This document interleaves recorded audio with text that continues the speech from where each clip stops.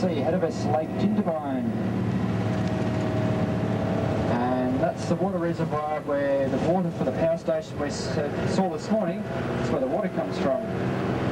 So that is a reservoir that's dammed up on the Snowy River.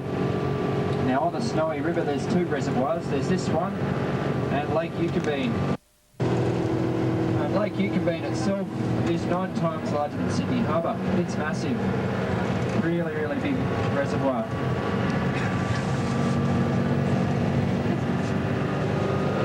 So not only is it used for the water for the power stations, so lots of recreation happens on this as well. So you'll see lots of people sailing, water skiing, lots of sports like that, rowing,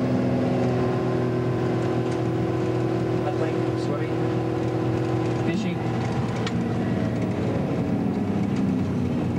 What's that big the rat sign all about? What's that? Oh, that green sign, that looks like... Point it out if you see another one. Okay, and we're just driving into Jindabyne now, which is another ski resort town. And Jindabyne has sort of more budget type accommodation because it's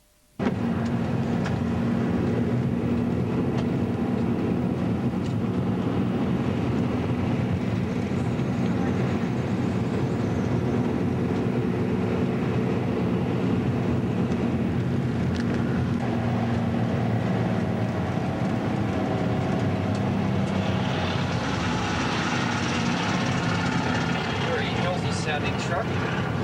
We'll get more nice.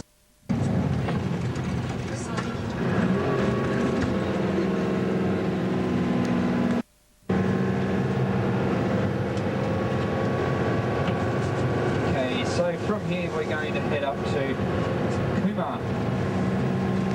And that's about 45 minutes to drive away from here. Have a quick stop there, get some fuel, have something to eat. We'll continue on up to Canberra.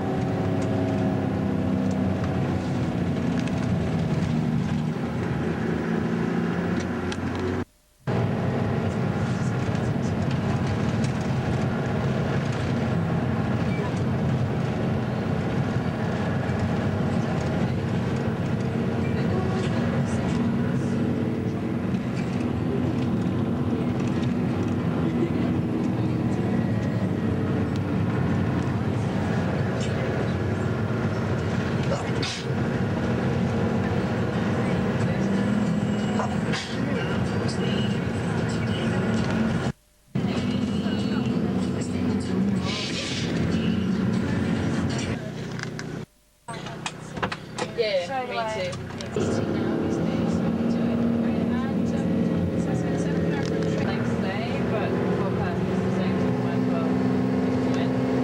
A lot of the wars that Australia has participated in the last little more than 200 years.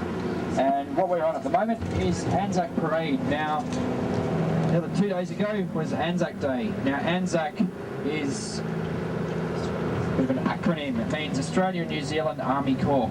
On the left there is a memorial for the Navy, the sailors. On the right over there, the Army. So it's all a big war memorial, which is a pretty significant thing in Australia and of the First World War, when Australia and New Zealand basically fought side by side. Sorry? How many? It's huge though. This one's for the Air Force. Across there, Vietnam, I think there's more. The one on the right there, the Light Horsemen, that would have died at war, fighting for their country. So that includes the enemies, of course. Sorry that I'm driving into the Anzac Parade. We've got memorial for alliance between two nations, and as you can tell by the two flags that are flying there at each end, each side. Sorry? Where are the flags? Oh, just there, and on the other side. Across one of the bridges, across the lake to Parliamentary Triangle now. We'll go and check out all the national buildings. And that's for our contribution to wars which we've participated in with. Well, it's pretty current, which kind of is a little bit of an unfortunate distraction, I think, because we have troops in Iraq at the moment. Gotta be quick.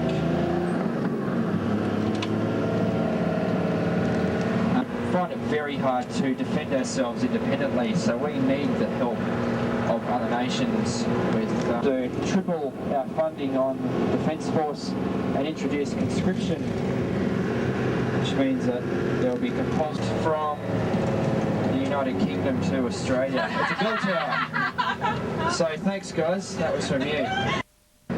It's probably by Norman Foster or somebody significant like that.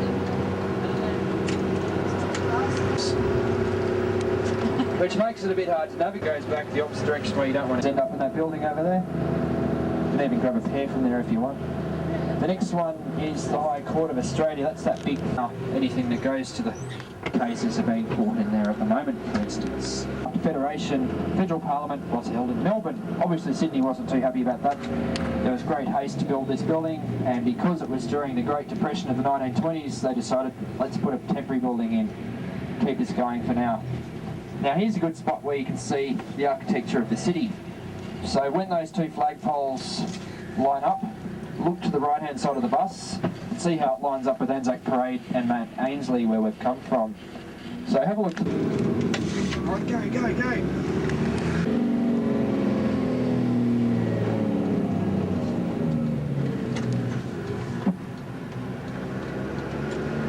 Okay, you might have noticed all the tents out in front of Old Parliament House. There's been a protest happening here since 1972, taken office, and there's a lot of protests about land claims going on here. So there's been a lot of progress since 1972, so things certainly still aren't right. There's still quite a lot of unhappy people, which is quite understandable. So that's what's going on there. It's looking at a lot of things that are happening globally as well, and it's looking at uranium mining, war. A lot of Aborigines find that they don't really have a fair go. They don't have proper solutions to the problems. And one of those things would possibly be to say sorry. There's a national day in Australia called Sorry Day, which basically is an opportunity for people to apologise for what's happened in Australia since 1878. You're joking. And the government basically won't have a bar of it. They have their reason. Yeah. It's very touchy. A lot of big functions going on there, national functions. There's a National Portrait Gallery in there, and it's all building here in Canberra. Okay, we'll whiz around and have a look at the new Parliament.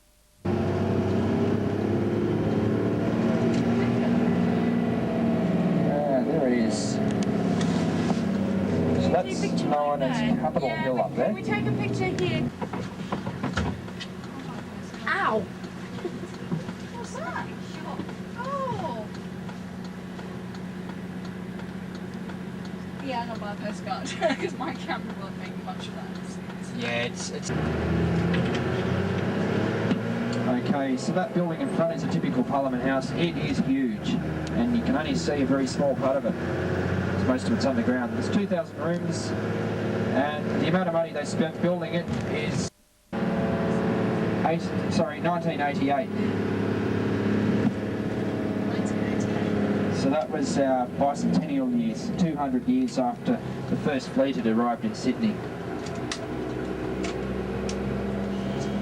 Oh, that's lovely. So, as you can see, there's grass growing right up over the top of the building. The white barricades, what are they there for?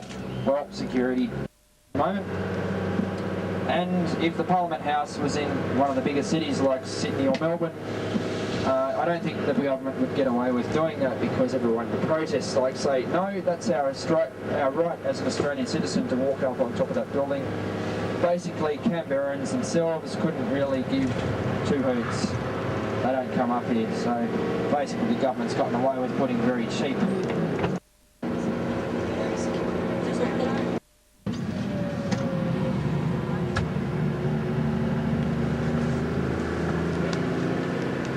Does anybody want to guess how big that flag at the top is? 3 meters. How many metres? 3?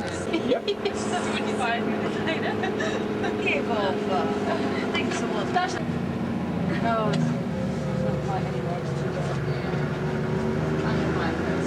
So it's about 15 metres long by about 3 metres high. Can you come back in the morning, take some nice pictures? Yeah, that would be good. If you want to do that, we have to leave early, Alright. like about 7:15. Yeah, because we don't have anything from Canberra, actually. Embassies now.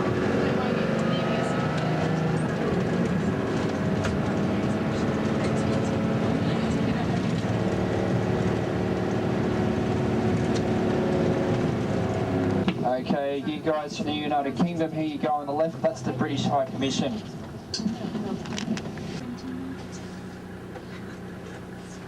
Oh, it's pretty funky.